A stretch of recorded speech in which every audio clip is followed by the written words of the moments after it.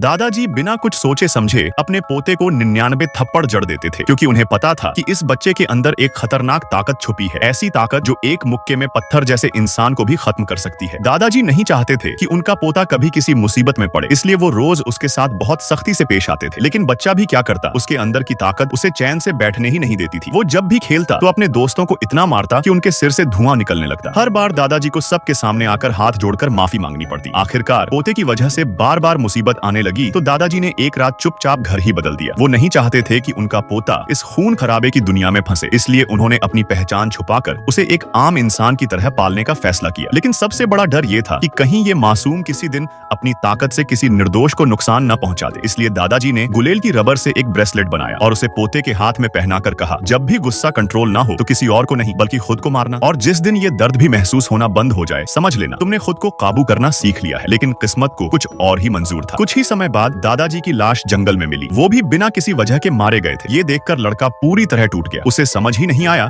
कि जो इंसान पूरी जिंदगी सबके साथ अच्छे से रहा हो और उसका कोई दुश्मन भी नहीं था, फिर उसे किसने मारा। लेकिन उसने दादाजी की बात याद रखी और हर हाल में खुद को काबू में रखा। इस तरह वो लड़का 18 साल तक अपनी पहचान छुपाकर जीता रहा। यहाँ तक कि अगर कोई उसके सिर पर चढ़कर भी उसे बेइज्जत करता तो भी वो पलटकर जवाब नहीं देता था। एक दिन जब वो अपने गुस्से को दबा नहीं पाया तो उसने गुस्से में गेंद को इतना दूर फेंका कि देखने वाला डर के मारे कांप गया। रात को वो बिस्तर पर लेटा सोचता रहा कि मैं हर दिन खुद को रोकता हूँ, फिर भी मेरी जिंदगी इतनी बेकार क्यों है। सोचते सोचते उसकी आंखों से आंसू बहने लगे। लेकिन मुसीबत यहीं खत्म नहीं हुई। अगले ही दिन जब वो पहाड़ पर शौच के लिए गया तो एक सफेद बालों वाला अजीब आदमी उसे घूरने लगा। मजबूर होकर लड़के ने अपनी ताकत का इस्तेमाल किया जो उसके दादा ने उसे सिखाई थी। लेकिन उस आदमी ने एक नजर में पहचान लिया, ये तो लोंगहू पर्वत की गोल्डन लाइट टेक्निक है जो कभी बाहर नहीं सिखाई जाती। उसने गुस्से में आकर लड़के के पूरे परिवार को गालियां देनी शुरू कर दी और फिर सीधे एक मुक्का मारकर उसे चट्टानों में गाड़ दिया। सबको लगा कि अब ये लड़का खत्म हो गया, लेकिन नहीं, वो बिना खरोंच के वापस खड़ा हो गया और इस बार उसने अपने अंदर की असली ताकत खोल दी। वो पूरी ताकत से उस आदमी पर टूट पड़ा, लेकिन फिर भी वो उसका कुछ नहीं बिगाड़ पाया। सिर्फ एक उंगली हिलाकर